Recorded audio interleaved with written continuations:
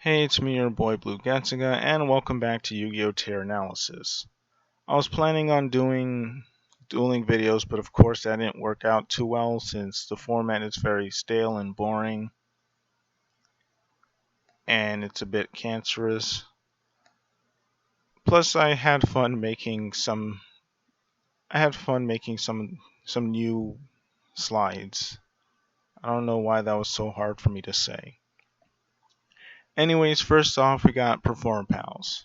Perform, uh, Performapals is one of my favorite decks, like I've said in one of my recent videos about favorite decks. By the way, you should watch that video.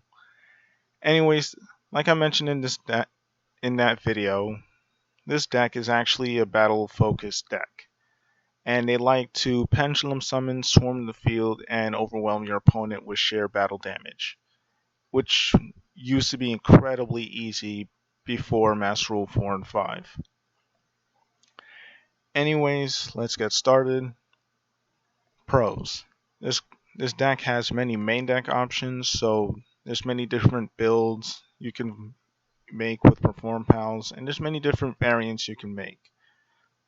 It's consistent because you have several search cards in the form of Sky Iris as well as Sorcerer, and I think a few others. I forgot the names. Oh yeah, you used to have search power in the form of Skull Crobat Joker, but that's gone. This deck is fairly versatile. It has great stat manipulation because almost all of the Perform Pals have, at least the good Perform Pals have the ability to manipulate your opponent's stats. So if you're facing a caveman esque or a beatdown deck, you can easily manipulate their stats to actually gain an advantage, in battle at least. And for the cons, Master Rule 4 and 5. Because you're heavily restricted, and unlike most of the other pendulum archetypes, they're not going to fare all too well in Master Rule 4 and 5. They don't have the recovery ability of Abyss Actors or Dynamists. So they kind of flop, and if it wasn't for Master Rule 4 and 5, or if they had easy ways to recover, they probably would be better at OTKing like they used to. Which is why OTKing isn't a pro. If this deck was able to pendulum summon like it used to be, I would probably bump this to a tier, 2.5 or something. Second con, it lost Skull Crobat Joker and Heavy Metal Foes Electromite. Both these cards made this deck incredibly playable, because at least with Electromite, it didn't really solve the issue of Master Rule 4 and 5, but it did help the deck actually summon at least 2 Perform Pals from your extra deck, allowing you to actually do a bit more damage or do a bit more shenanigans. And then you have the fact that cards like Lightning Storm and Evenly Matched exist, which completely blows you out because once you lose your scales, it's hard to get them back, or it's hard to recover it, which brings me to poor recovery. And they need a lot of their anime support because they're not great at summoning their extract monsters, which sucks because I feel like this deck deserves more. But I think Konami kind of fatigued themselves with Perform Pals because Perform Pals got a ridiculous amount of cards, some of which are completely useless and some of which are really powerful and fun. And I would actually like to see Konami actually print more of them, as well as Perform Mages because Dennis did nothing wrong. Next off, we have Abyss Actors. Abyss Actors, I would say they're another. I should have put this in my honorable mentions on my favorite decks list, because upon playing this deck recently, is surprisingly very decent.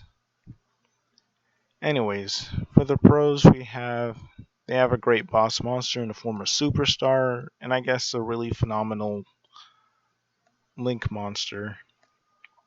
This deck can float very hard. Like three of your main deck monsters float. Like one, I think, Wild Hope, when it's destroyed, you get to search an Abyss Actor card. If your leading lady is destroyed, you get to set an Abyss script, which is incredibly important in the deck. And then you also have your Sassy Rookie, which not only is hard for your opponent to get over sometimes, or at least in battle, but once it's destroyed, you get to float into another one of your level 4 or lower Abyss Actor monsters. So that's pretty cool. It can snowball advantage fairly. Oh yeah, I forgot to mention the spells. Most of all these scripts and props they float, so that's really great. Anyways, this deck can gain advantage fairly easily because you can easily go +3, but those pluses usually go into setting up for, you know, that advantage, the floating advantage with your spells, which I'll talk about later. You have decent spells and traps, especially like the trap that the spell that pops things, because if this guy's on the field or your evil heal is on the field, your opponent can't respond to that spell, which is amazing and it's bailed me out several times. This deck is surprisingly great against Mystic Mine. I've only lost to Mystic Mine once with this deck, and it's amazing. I enjoy making Mystic Mine players salty, and I enjoy making them suffer for once. Anyways, oh yeah, by the way, ban Mystic Mine, please. Anyways, they can also get around Master Rule 4 and 5, kinda. I say kinda because, having having less spell and trap zones to work with, it does hurt, and it has gotten in the way several times. Plus, you kind of also still want to mass summon a bunch of Abyss Actors from your extra deck. But Konami did this deck really great by giving it ways to actually recover some of your Abyss Actors from your extra deck. And you can still do a lot of things to actually deal with your opponent. So I would say that Master Rule 4 and 5 didn't do too much harm to the deck. And I guess the cons, Master Rule 4 and 5, I already mentioned the cons, although the cons aren't too big a deal, but they still do hurt this deck's, ceiling. And it requires a lot of setup for your spell effects. Like I mentioned, you gain a lot of advantage. Sometimes on your first turn, you can get 8 cards in your hand and on the field. But the amount of setup you would need to actually float using your spell effects, especially with the field spell, you would have to get the field spell, which isn't searchable outside of terraforming. And you also have to get an Abyss script, and you also have to have a Pendulum summoned Abyss Actor, and you also have to have an Abyss Actor, a face-up Abyss Actor in your extra deck, which is again a lot to do. I mean, you can set it up, but it's a bit unlikely that you'll actually get that perfect setup in this deck. And it can't play through more than 2 negates. I would argue it can't play through 1 negate, but some people might actually be able to play through a single negate. So, and besides, I just slapped this onto any deck that's, below tier 1. So I'm giving this deck a tier 3. Like I would argue it should be tier 2.5, but I don't think it's at that level. Plus, because of the amount of setup you would have to do in order to do big explosive plays, I don't think this deck would stand that much of a chance against, tier 2 or tier 1 decks. Next, we have Superheavy Samurais. This deck, if you don't know, they like to be in defense mode. You don't like to have them in attack mode, and they can do a lot of damage. They have great boss monsters in the form of Big Bang K, 2 of your Pendulum monsters, and all your Synchro monsters. And also your Link monster is pretty great too, because it allows you to easily get out any of your Super Heavy Samurais, especially Big Bang K. Master 4, Master 5, granted, you didn't really summon that many Synchro monsters in a turn, so that's not that big a deal, anyways. They have great main deck monsters because this entire deck is main deck monsters, and they have a lot of protection. And it's actually fun making a Super Heavy Samurai main deck because of it. They can attack and defense most of the time, and I say most of the time because the gimmick is you have to control your boss monsters, and your boss monsters allow your Super Heavy Samurais to declare attacks while in defense mode. And they have a lot of battle protection a lot of protection in general because your monsters are in defense, you don't take battle damage when they attack into you unless they have piercing. And on top of that, they have protection in the battle phase in the form of Giga Gloves as well as something else that I forgot. And they also have protection from targeting in the form of Flutist. This deck has a fair amount of protection and it can OTK, as seen in one of my recent videos. I guess in my Super Heavy Samurai duel video. And I think I OTK'd a Rika player. Yeah.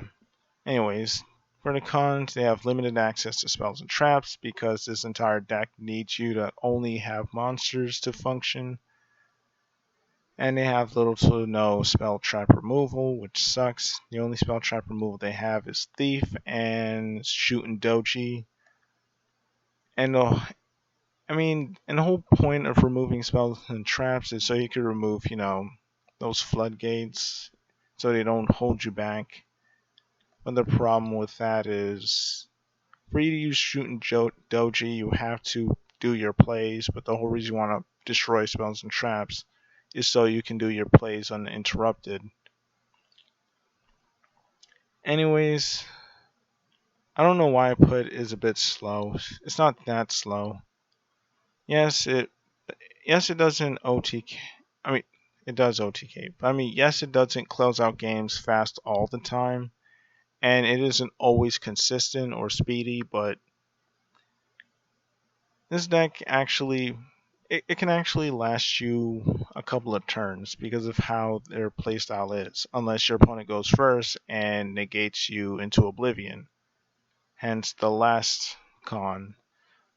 I would say is a tier 3 deck, or even tier 2.5 deck. Mostly because of their Link monster and its ability to actually summon back any of your boss monsters with ease. So I would probably say it's a tier 2.5 deck. Anyways, that's all I have to say about these three decks. Tell me what you think about these archetypes and which one of these three are your favorites. Anyways, it's me, your boy Blue Gatsuga, and I'm out.